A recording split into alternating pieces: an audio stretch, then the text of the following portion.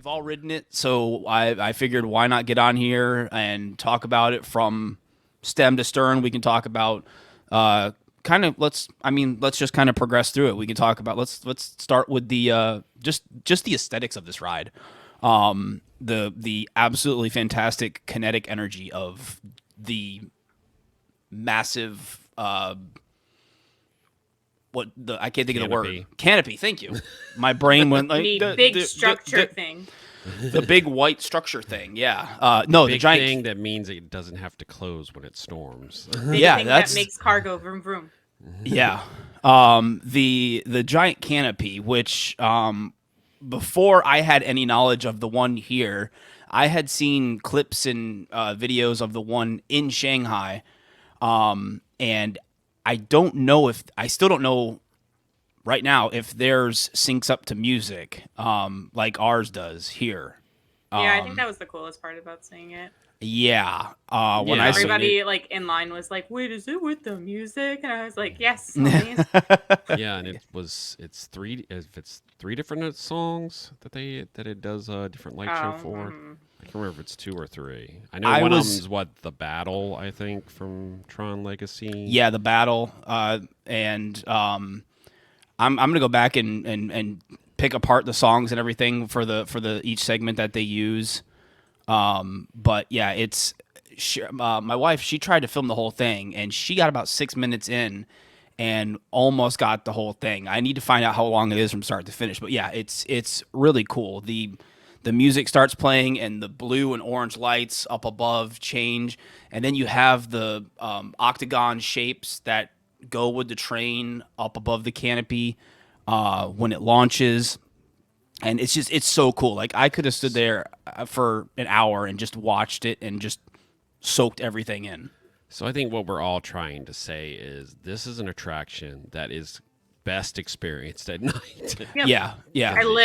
So we got in line for it like maybe like 5:30ish, and the girl I went with, we walked up and we're like, "Oh, this is cool," and then she's like, "I see a photo op," and she is that person 100%.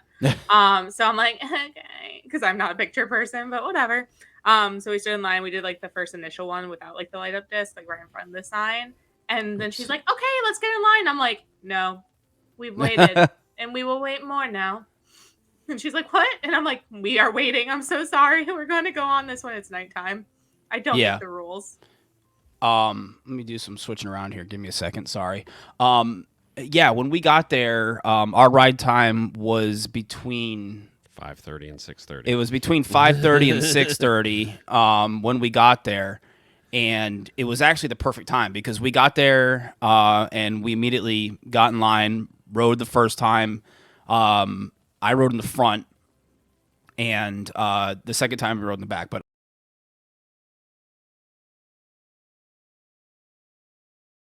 we get in line and the pre-show. Let's talk about this short but sweet pre-show. This is probably. Wait, hold on. I want to know how long you guys actually stood in line before going into that. The first time, not long. Because I stood in line for exactly 1.5 minutes. The first time we went almost right into the pre-show. Yeah. The wait for the second time. There was the weaving back and forth, the queue, right outside the big Tron machine, right before you go inside. That was pretty much all full. Yeah. So there was a little bit of a wait the second time. And Theme Park Beer, I see your question about the comparing it to Hagrid's. Maybe we'll chat about that here in a minute. Wand Boy motorcycle coaster. Mm-hmm.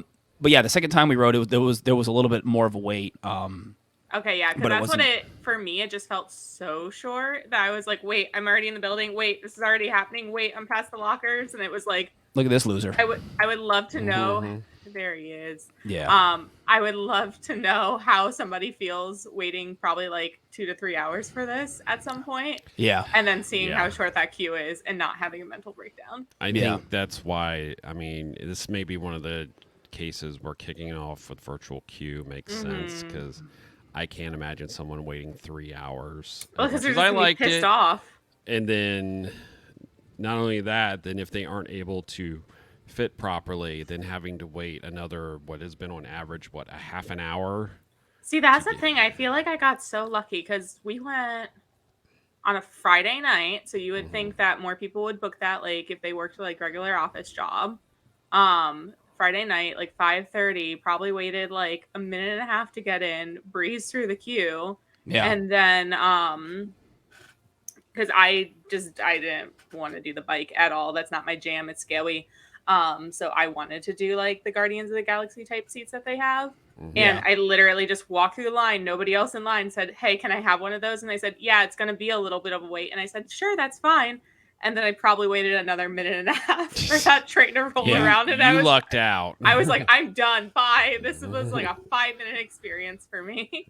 You really lucked out. Yeah, I did. Yeah, there was a pretty experience for us. The first time we rode, I looked at the line for the regular, roller coaster car for, people that are having issues getting on.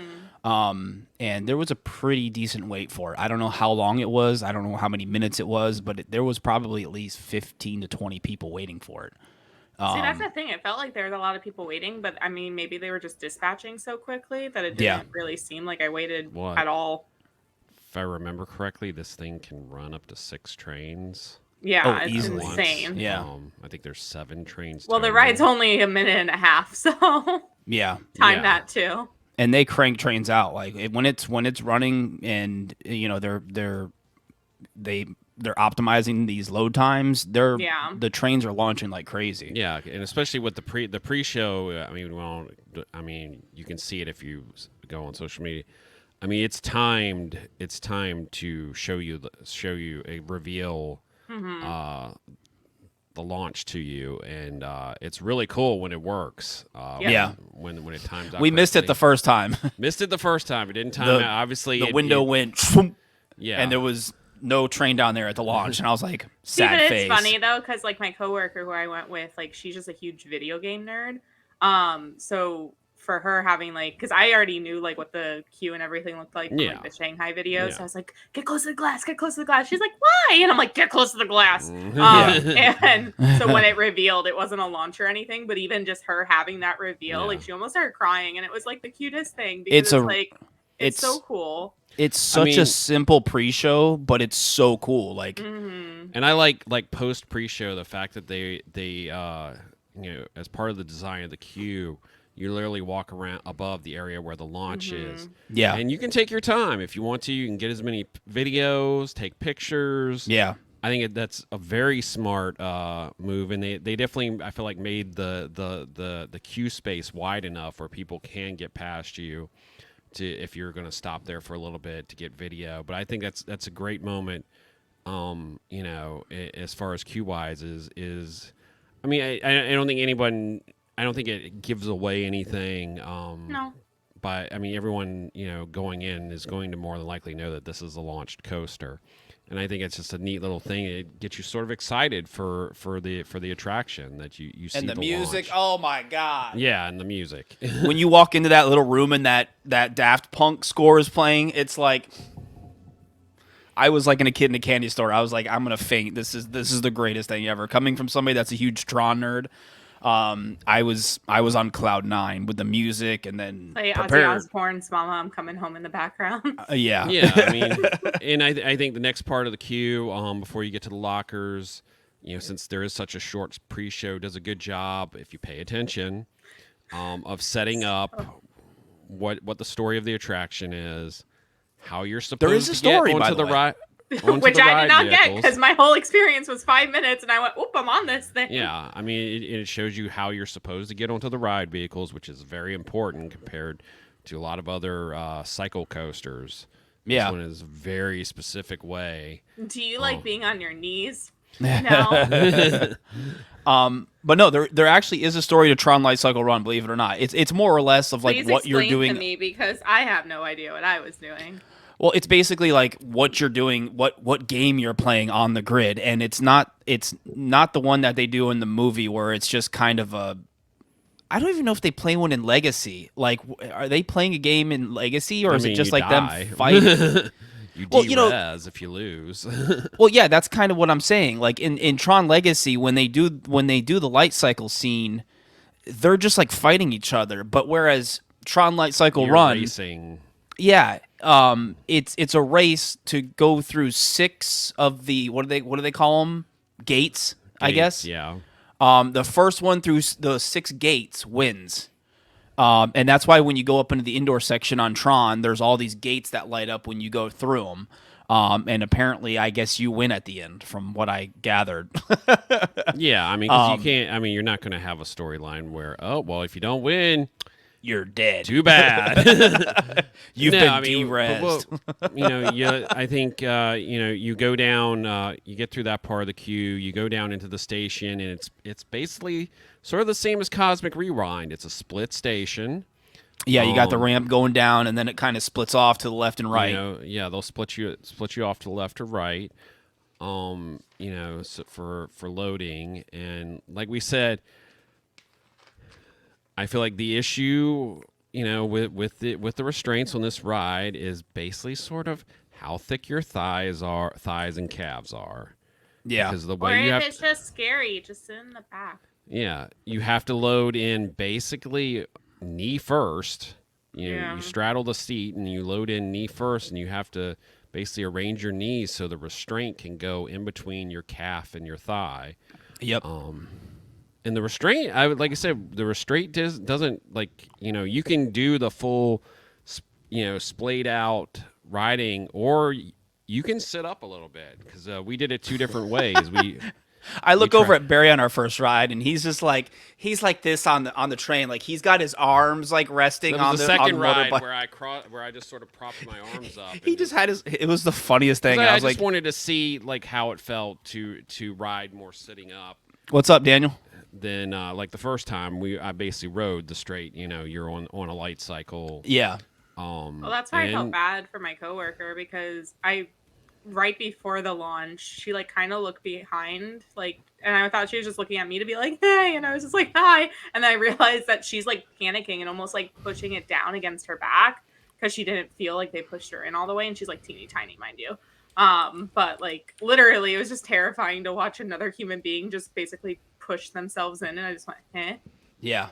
Those restraints that we're showing you right now, that's that is what really keeps you in on that on the light cycle. Yeah, this is for those of you guys watching the stream, this bar right here, the cars are basically all one thing. You sit down, like Barry was kind of explaining a few minutes ago, you almost have to kneel down, and there's these kind of cups almost that cup your knees, and they move back and forth, and you almost have to kneel down onto the seat, onto the motorbike, and then you have to put all your body weight forward and then pull down on the metal handlebars, which are heavy, by the way. I don't think you can pay me enough to do this.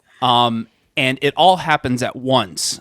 You have to have your legs down in this thing where this metal bar is. Let me move my mouse back over to this screen. You have to have your leg down for these metal bars to go over. And like Barry was saying, this is basically what locks your legs in. So you're not going anywhere. And then the light disc thing comes up behind your back and gently rests on your back. I've had a lot of people like super paranoid that thing like comes up and like smacks you on your back. No, it's very gentle. Again, like Barry was saying, you can almost sit upright on the motorbike. You don't have to get down into the crotch rocket, motorcycle stance. One more time. Crotch rocket. Thank you. Wing, wing, wing. But you don't have to get down in that position. You can do more of like what Barry was doing. He was like sitting up like this with his arms crossed and just taking the Barry thing to do. Yeah, it was. Like he was like, I look over at him and he's just like enjoying the sights and sounds of Tron. It was so funny. Well, it's just, I mean, I wanted to experience it 2 different ways because we were only getting those 2 rides. Yeah. And then I think I have another picture here. Yeah. Let's talk about the loading procedure and all the fingerprints all over this sign while we're at it. They're going to be doing a lot of cleaning with a lot of stuff because a lot of it's shiny. A lot of the queue is shiny plexiglass and glass, and tourists like to touch stuff. And But this is the loading procedure for Tron.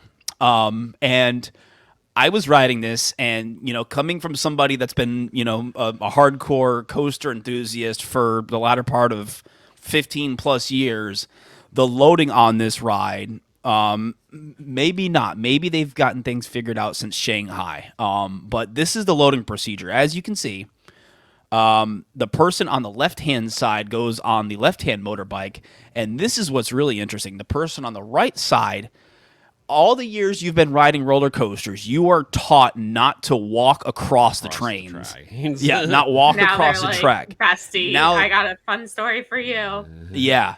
So now you literally have to walk across the track, which is covered. It's covered by like black, hard, like flooring stuff. And then that person gets on that light cycle over on the right hand side, and then you do the whole handlebar thing, and you're good to go. So no, you could not pay me enough. It's an interesting loading process. I'll be very curious to see how this thing does. See the chaos once it opens to the general public with the loading. I mean, I was seeing not major issues, but I was seeing some things just with cast members and their families when I was there, of people being confused about how to get on this thing. It's once again, like with every other attraction, if you don't pay attention to how you're supposed to get on, then which will be the average guest. Tourists pay attention? I would like say it's one thing when it's cast members, and then it's going to be annual pass holders and DVC. Yeah. People who are used to going on Disney attractions. I think it's going to be a whole other thing once your regular tourist is in there. It's a unique experience. I mean, that's the whole point of this attraction is you're supposed to be riding a light cycle through the grid, and let's go back. Well, I kind of jumped forward here. Is there anything we want to mention? The lockers, for those of you that have watched our me just hitting it with my hand and going, why doesn't it work? And then I realized very quickly that we had to put the ticket against it. I just you gotta scan your ticket, Emily. Just literally hitting the port locker for at least 5 minutes. Oh gosh. But yeah, no, the locker system, when it was announced about a week and a half ago, maybe 2 weeks ago, Disney announced the details about the locker system, very similar to Velocicoaster for those of you that have ridden Velocicoaster. Same. The difference is if you don't have to put everything in the locker. Yeah. You can just you just need, if you have a big bag. If there's no metal detectors on Tron. You can put it in your locker. It's like I still kept my phone and my hat, and I was able to put my hat into the little on the coaster itself. They have a little storage thing, and I basically put my hat in there, no problem. Yep. You can store your hat, your phone in there. Just don't forget it when you get off. But, as a lot of people probably will. But no, I think the locker procedure, people were all like, I don't know, Disney. People go into Walt Disney World, they're not used to lockers. And that's probably one of the most simple locker procedures I've ever seen. Yeah. More so than Velocicoaster's locker Not procedure. According to Emily, it's not. But, hey, listen, we figured it out eventually. I was also very upset that the 420 locker was taken. Yeah, we kept trying to get locker 666 or 404. Which apparently, I think 666, when you scan your card, it does something, and it lights up a little bit differently. Oh, really? Said that it does something a little bit different. Interesting. Or maybe it has a different color than all the other It lights up differently or something? Yeah. Interesting. That's at least what someone said on social media. We never got to see it because someone always had that locker the both times we rode. Both times we rode 666 was taken. Let's talk about the actual ride itself. I'll go first. For me, the launch is one of the best parts of the ride, probably the best part of the ride. Yeah. Launching into the canopy, especially at night, really cool. When you go back into the show building, the remainder of the ride as you go through the gates, I think was incredibly well done. It doesn't feel like I think one of our complaints sometimes with Cosmic Rewind, it just feels like a giant warehouse. Yeah. This doesn't as much. There are some use of projections, but there's also a lot of use of reflections. Mm-hmm. Yeah. That at times makes it feel like, you're it's a reflection you're seeing that you're going against one of the other trains. Yeah, because you're supposed to be racing the other. And I thought it kept the space dark enough that it really felt like you were sort of going through the grid as you're going along the track. And then I think my one complaint, like I think almost everybody else, is I wish it was at least about 15 seconds longer, that you did at least one more. Or a minute. One more, at least. I feel like it needed at least one more circuit. I don't think it'd have to be a minute longer. But I felt like it just felt disappointing to me. At least not the ride itself, but just the length. I felt like it just you rushed to the finish very fast. Yeah. And there's some neat stuff that happens on the screens, as crashes and stuff that happen on the screens before you cross the finish line. I think if there just had been like at least one more lap through the building with a couple more things happening, I think that would have improved it overall. But it's like I said, there's only 2 of these in the world. Most people are never going to get to go to Shanghai to ride this attraction, and Nope. It does something that hasn't been done in years at Magic Kingdom. It adds a fully brand new attraction to Magic Kingdom, which hasn't happened since Splash Mountain. So it's still insane that one of the busiest parks in the world has not had more attractions added to it. But yeah, I think it's a great addition to Tomorrowland. Like I think everyone else will probably agree in their review of it. Ride it at night if you can. Albeit with virtual queue and Lightning Lane, it may be hard to arrange that. But we'll see how that goes. I think it's just for someone who's like as big of a Tron fan as myself and Clint are. I think it's pretty freaking amazing, and I'm so glad that it's finally going to be opening. Yeah. I'm curious. You basically nailed everything I think that I was going to say, Barry, about the ride. The launch is fantastic. Probably one of the best. I mean, I love it more than probably. If I could think of every other launch coaster in at least Florida. You got Cosmic Rewind, you got Hulk, you got Rock and Roller Coaster. It's easily one of my favorite launch coasters, just for the launch itself. And we rode in front the first time, and looking down that launch with all the blue lights, and it's loud in there. That launch, I didn't know it was that loud. That noise, like charging sound effect that it makes. When you right before you launch and then you kick off, it was pretty loud in there. And then you go into that giant turnaround under the canopy, and you got the sound effects of the motor, the light cycle. You can hear. I was kind of torn on the length of the ride. At first, I was like, yeah, it was too short, and then I kind of digested it more, and I was like, what, I thought to myself, what more can you add to and kind of what you were saying, Barry, if there was like maybe like one more turn or one more little scene or something, I think that would have been ideal, but you can only add so much to a motorbike coaster. And that kind of goes back onto what Theme Park Beer was saying about comparing it to Hagrid's, which, Hagrid's is I think somebody posted the length of Tron and Hagrid's is like 5,000 something feet long or something like that. And Tron's like 2,000 something feet. It's a huge difference. You can't really compare the two, unfortunately. Well, also Hagrid has two basically show scenes in it. Yeah. Two major show scenes on top of a few minor show scenes in the attraction. But it's perfect for what it is. Kind of what you were saying, Barry, about it being it's a perfect addition for Magic Kingdom. I don't think it could be. It's a good mix of a high-speed coaster, but then it tones it down when you get up into the building and just becomes a fun experience. So it's that perfect balance, which I think is perfect for Magic Kingdom. As far as what that park needed. It needed a thrill ride, but it also needed something that wasn't super crazy the whole way through. And I think Tron does that just right with its length and its speed, and its starts off really intense, but then it tones it down pretty quick. So, but yeah, you pretty much nailed everything else, Barry, about what I was going to say about the ride. And Emily, how was your experience? Because since you did the sit-down vehicle, I forgot the specific name of the. I think they're just called adaptive seats. I don't know. I was pretty much in the air the entire time.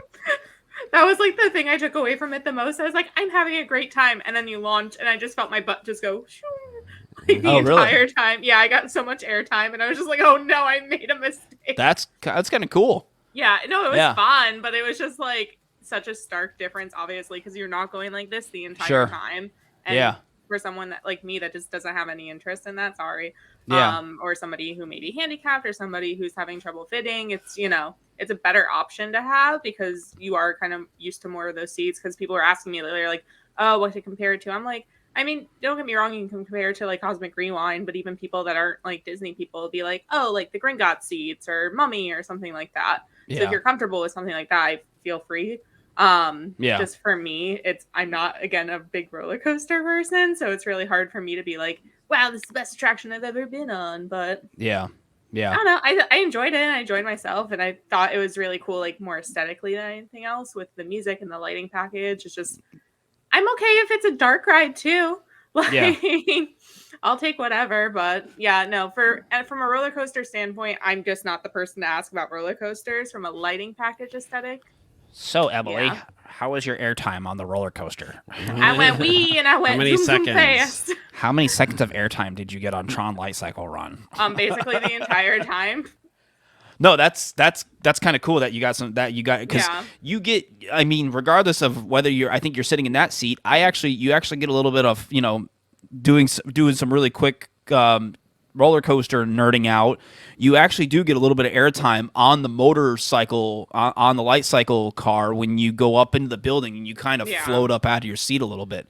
I did notice that, so that was kind of cool. Other than that, I didn't notice any other airtime or anything like that on the Lightcycle. Yeah, because my coworker, she literally went in the bike directly in front of that one, and I asked her, I was like, "Did you get any airtime?" She's like, "Not really." I felt like on the cycle, you got more airtime in the front than we did in the back on the cycle. Yeah, because you're kind of pushed up into that building when you go up into that building. So you got that there, and then there was one other spot in the building in the front where I felt like you got a pop of air. Okay, Barry, question. Here we go. Continue really quick, and then we'll wrap things up here. Continue on the coaster nerd talk, and front or back, since we both rode in the front and the back for Tron Lightcycle Run. Which did you like better, front or back? I think front. Front. Yeah. It sounds like you both liked front because of the airtime. Well, not quite. Oh. I actually liked back a little bit better, only because you miss a lot of the there's projections, like Bear was saying. The ride relies a lot on mirrors, and there's parts where you dive down and you're not in the front. If you're in the front, the projection has already started. Yeah. And you miss it. It literally that starts. Was the fun part about being in those seats is that you can literally see everything, and then since you're not hunched over and you're not focused on that, you can look at like the other trains going the whole time. So, Daniel, I like the back. Yeah, I mean, I thought the one airtime wise front was better. The one thing I think we're all in agreement on the back is the fact that you also can see the train moving. Yeah, and that's what I was getting at with the back row. Like when we rode in the front the first time, I completely missed that whole projection where those light cycles crash and there's that giant explosion. Mm-hmm. I missed that the first time when we rode in the front. The second time when we rode in the back, I was like, "Oh, that was cool." It was like a whole like collision, and when in Tron, when people die, they like break apart into like glass shards. Yeah. And that happened, so it was really cool. So I would say, since you guys both did front and back, I would definitely suggest doing the adaptive seats next time, just to kind of get that perspective too.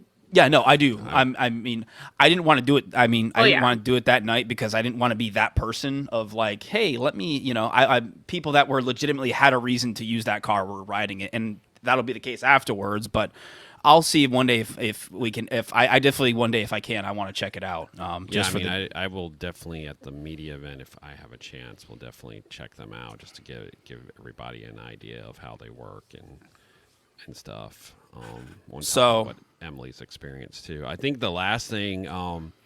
There are two, at least as of right now, there's 2 PhotoPass locations. The main one is where you get to get your picture with an identity disc. Oh, yeah. We all had great pictures. This is another thing, best done at night. Yeah, definitely. Yeah, no, I mean, that my picture, which is now my profile picture on Twitter, is easily my favorite PhotoPass photo ever. Same. Like, ever I've gotten it at any Disney park. It's amazing. It's because me, I'm not a picture person at all, and like we got those pictures back, and I went, oh, okay. Let me see if I. They have that shot dialed in so perfectly. It's not the big one, but there you go. Yeah, yeah. It's easily my favorite. Did you post it on Twitter? Yeah. Okay. You might have to dig for it, but give me a second. And it's great also to get the shot with the sign too. Like I said. Well, see, okay, so we got our pictures with the sign, and then we got those pictures back, and we went, oh no, what happened? So we were kind of nervous to do the light one, so she talked me into doing it, and it came out really, really good. They've apparently, based on some people we've talked to, they did a lot of testing with the disc shots, and they've nailed it. Yeah, as far as using a fisheye lens and just the lighting and everything looks really cool. I like that you one have guy multiple walking poses in the you can do. He's my favorite. Oh, this guy. Yeah, that guy. Yeah. I lucked out really with mine, with nobody being behind me and lining up perfectly. But no, I mean it's definitely, if you have PhotoPass, it's definitely worth doing. Especially, like I said, go over there and do it at night. Yeah, everything with Lightcycle Run has to be done at night. The pictures, just enjoying the atmosphere of the canopy and everything, riding it. It's just it's an experience that you have to do at night. So if you have the opportunity, I mean, I know it's going to be kind of hard with virtual queue. Definitely get up there at night. If you do ride during the day, come back at night. Just walk up there and just watch the light show of all the music of the Tron Legacy score and all that stuff. I feel you'll be able to walk up there if you don't have a reservation. Yeah, you'll be able to walk up there once it's regularly open. You should be able to go up there. I mean, you won't be able to ride, but it's kind of like Cosmic Rewind. They have the area open, I think, right? No, right? I mean they do, but there's something fun out there. No, it'll be open because they're also going to have the walkway that'll take you to Storybook Circus. So all that will be open when the attraction opens. That was my favorite part. Was walking back there and being like, oh, thank God, I can go to Storybook Circus after this. And fingers crossed, when we go to the media event, hopefully they'll have the photo and video, on-ride photo and video up and running, because that's really the only other thing we haven't had a chance to experience is they're going to be taking a video of your ride and pictures. So, which is exclusive to the Florida version. Shanghai does not have. I had to do a little research, but Shanghai's version does not have an on-ride video. They have an on-ride photo. So I'm pretty excited to see what that looks like. We'll have that. I'm sure we'll probably be able to see the merchandise for the first time. Give me the Tron merchandise. So yeah, we're all fingers crossed. It's like, please bring the hoodie. Please bring. I told Jordan, my oldest son. I told him, I was like, because my friend got me the one from Shanghai, and it's a medium, and it's like. It's a little tight. Yeah. And I told Jordan, I was like, if they bring the hoodie, I'm going to buy a new one here, and you can have this one, because it'll definitely fit him, because he's 12 years old. And now he's plotting your death. Yeah. I hope they're smart enough to do it, because, there's so many cosplay knockoffs of it. Oh, yeah. There. You can and go you were on there. Amazon right now and type in Tron hoodie and get a knockoff version of it. It's such a cool hoodie. I mean, you were there with me, Barry, that night. I got so many compliments on it. Everybody's like, oh, where'd you get that hoodie? I was like, I got it. Shanghai. Yeah. I was like, I didn't get it in Shanghai. I had a friend get it for me in Shanghai. But yeah, no, I'm really hoping they bring that over. And the other piece of merchandise that I really want them to bring over is the there's an RC Lightcycle that's Mickey Mouse in full Tron garb, like the suit, and he's on the Lightcycle, and it's like an RC car. I'm like, I want that. I hope they do. They have been good. I feel like the last. Since Rise of the Resistance, they've come out with ride vehicles of most of the attractions. Well, shoot, even Slinky Dog had a ride vehicle. Yep. So and this is an RC. This isn't like a pull toy. Yeah. It's like a full-on. I saw that when Shanghai's open. I was like, "Oh my god, this is so adorable." So, anyways, I mean, we're all expecting, they're still working on I don't know if it'll still be called Tomorrowland Power and Light. They're still working on that shop location because I expect it to be filled with, fingers crossed, nothing but Tron and Space Mountain merchandise. Yeah, so. yeah, they're still working on it. We saw a little bit of it when we walked by it, and they're still working on it. So. Hopefully we get more details on Tron merch soon because I am chomping at the bit for some. So, anyways, we warned everyone. We talked about Tron a lot. Yeah.